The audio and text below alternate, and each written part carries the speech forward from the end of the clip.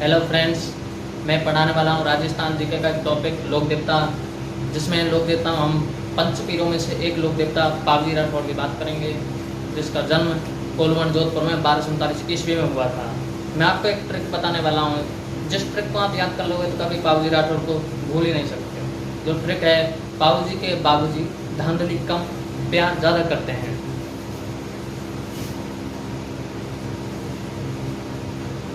Trick है,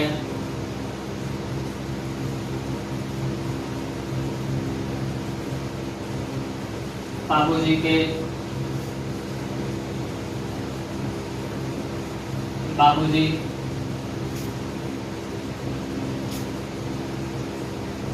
धांधली कम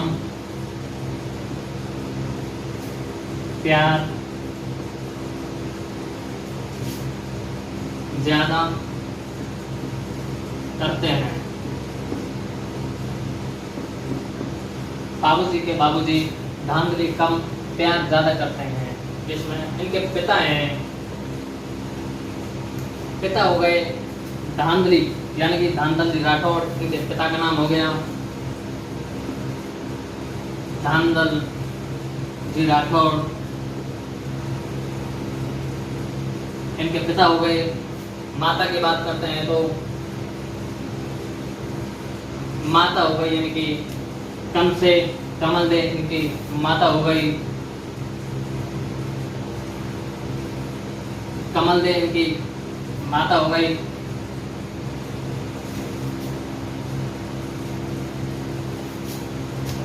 पत्नी की बात करते हैं तो इनकी पत्नी प्यार से सुप्यार दे हो गई, सुप्यार दे इनकी पत्नी का नाम हो गया। तो बाबूजी के बाबूजी धांधली कम प्यार ज्यादा करते हैं, इस ट्रिक को आप याद रखिए। बाबूजी के बाबूजी धांधली कम प्यार ज्यादा करते हैं। धांधली से इनके पिता का नाम धांधल जी राठौड़ हो गया, कम से कमल दे इनकी पत्नी का नाम हो गया, प्यार से सुख प्यार दे इनकी माता का नाम हो गया। इनका जन्म 1239 ईस्वी में कोलमंड जोधपुर में हुआ था। इनका जन्म की बात करते हैं तो भाई साहब, जन्म हुआ था इनका 1239 ईस्वी में कोलूमंड जोधपुर। कोलूमंड एक गांव है, जोधपुर में स्थित है। कोलूमंड जोधपुर, कोलूमंड गांव जोधपुर में स्थित है। तो बाबूजी के बाबूजी धांधली कम प्यार ज्यादा करते हैं। पिता का नाम धांधली से धांधल जी राठौड़ हो गया, कम से कम कमल दे इसकी माता का नाम हो गया, सुप्यार दे इसकी पत्नी का नाम हो गया। दोस्तों को आगे बात करते हैं। बाबूजी का बहनोई था, बाबूजी के जो बहनोई है उसका नाम बाबूजी का बहनोई जिंदराव खींची था, जिंदराव खींची, जो जायल नागौर का है, जायल नागौर। बाबूजी का बहनोई था जिंदराव खींची, जायल नागौर का। देवल चारनी बाबूजी के पास ही रहती थी। एक घोड़ी थी, बहुत ही सुंदर घोड़ी थी। जिंदराव खींची ने वो घोड़ी के लिए देवल चारनी से कहा, तो मुझे घोड़ी दे दे, बदले में तुझे जितनी गाय और घोड़ियाँ चाहिए वो मुझे बता दे, मैं तुझे दे दूंगा। उन दोनों में आपस में झगड़ा हो गया। तो देवल चारनी बोलती है कि मैं किसी भी कीमत पर ये घोड़ी तो मैं नहीं दूंगी। बाबूजी राठौड़ आते हैं और दोनों के झगड़ों को शांत करते हैं और बोलते हैं कि देवल चांद की घोड़ी है, दे या ना दे ये इसकी मर्जी। तो जिंदराव खींची नाराज होकर वापस जायल नागौर चले जाते हैं।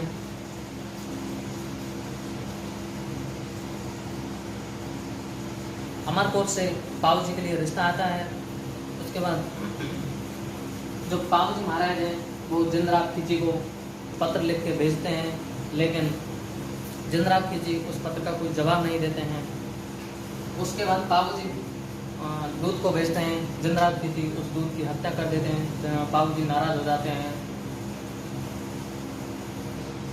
बाबूजी देवल चांद के पास जाते हैं और उससे बोलते हैं कि अमरकोट जाने के लिए तो तेरी घोड़ी मुझे दे दे। देवल चालनी उसको घोड़ी दे देती है, देवल चालनी उसे घोड़ी दे देती है भाई साहब। बाबूजी अमरकोट चले जाते हैं भाई साहब। उसके बाद जिंद्राब खिची को पता चलता है कि देवल चालनी ने बाबूजी राठौड़ को घोड़ी दे दी है और मुझे घोड़ी नहीं दी। जिंद्राब खिची देवल चालनी के पास आते हैं और उससे झगड़ा करते हैं, मारपीट करते हैं और उसकी गाय और घोड़ियों को चुरा के ले जाते हैं। देवल चालनी दौड़ती दौड़ती बाबूजी के पास पहुंचती है और उसे 3.5 फेरों में उठाकर ले आती है। जो बाबूजी राठौड़ हैं, बाबूजी राठौड़ अपने सहयोगी चांदा डेमा और हरमल के साथ जाते हैं और डेंचू गांव जोधपुर में जिंद्राब खिची से युद्ध करते हैं। डेंचू गांव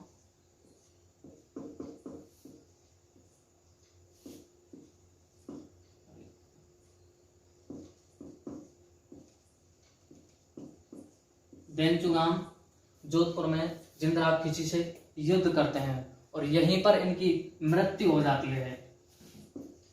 यहीं पर बाबूजी की मृत्यु हो जाती है भाई साहब।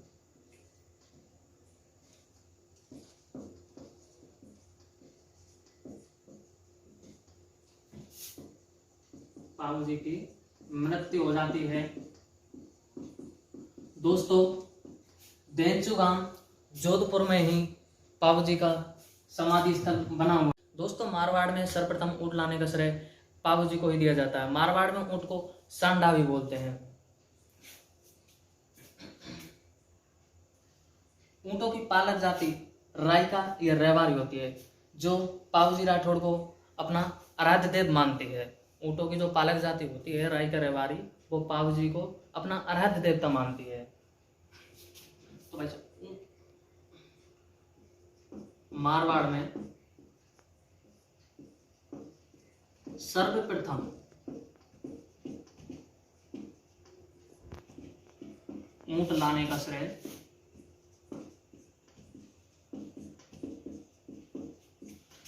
बाबूजी को दिया जाता है।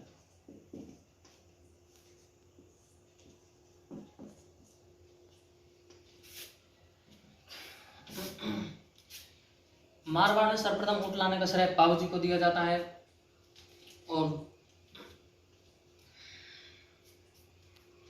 इसीलिए रायका या रेवारी जो जाति है बाबूजी को अपना आराध्य देवता मानती है। इनका जो मेला लगता है भाई साहब वो कोलूमंड जोधपुर में चैत्र अमावस्या को लगता है। इनका जो मेला लगता है वो कोलूमंड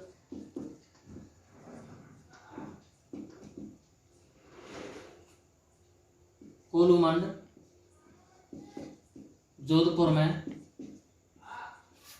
चैत्र अमावस्या को लगता है। चैत्र अमावस्या।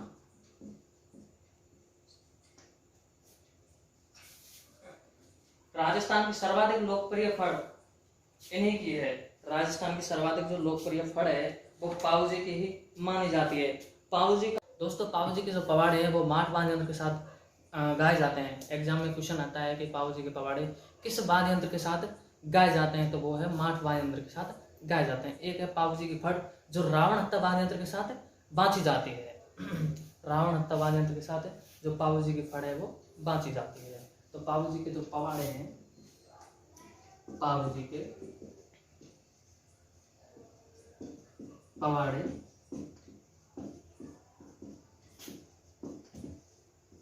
माठ वाद्य यंत्र के साथ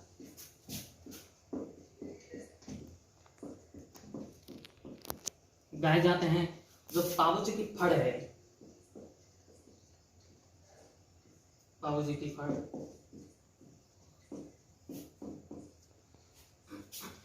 रावण हत्या वाद्य यंत्र के साथ बांची जाती है। रावण हत्या वाद्य यंत्र के साथ बांची जाती है। बाबूजी का एक अन्य मंदिर आहड़ उदयपुर में स्थित है। बाबूजी का एक अन्य मंदिर है जो आहड़ उदयपुर में स्थित है। तो दोस्तों पाव जी का जन्म 1247 ईस्वी में कोलमंड गांव जोधपुर में हुआ था। आपको एक ट्रिक बताई थी, वो पाव जी के बाबूजी धांधल कम प्यार ज़्यादा करते हैं, तो धांधल से इनका धांधल जी राठौड़ इनके पिता का नाम हो गया, कम से कमल दे इनकी पत्नी का नाम हो गया, नहीं सॉरी माता का नाम हो गया, सुप्यार दे इनकी पत्नी का नाम हो गया। इनकी घोड़ी का नाम केसर कालमी था। इनके जो बहन हुई है वो जिंदरा खींची है, उनसे इनकी युद्ध हुआ था देनचुगाम जोधपुर में, जहाँ पर इनका समाधि स्थल बना हुआ है। तो पाव जी के पहाड़े माठ वाद्य यंत्र के साथ गाए जाते हैं, और जो पाव जी की फड़ होती है वो रावण हत्ता वाद्य यंत्र के साथ बांची जाती है। इनका जो मेला लगता है कोलमंड गांव जोधपुर में लगता है चैत्र अमावस्या को। चैत्र जो है ये पहला महीना है, तो आपको ऐसे याद रखना है। इनका जो मेला लगता है पाव जी का, जो पाव जी महाराज का कोलमंड जोधपुर में चैत्र अमावस्या को लगता है।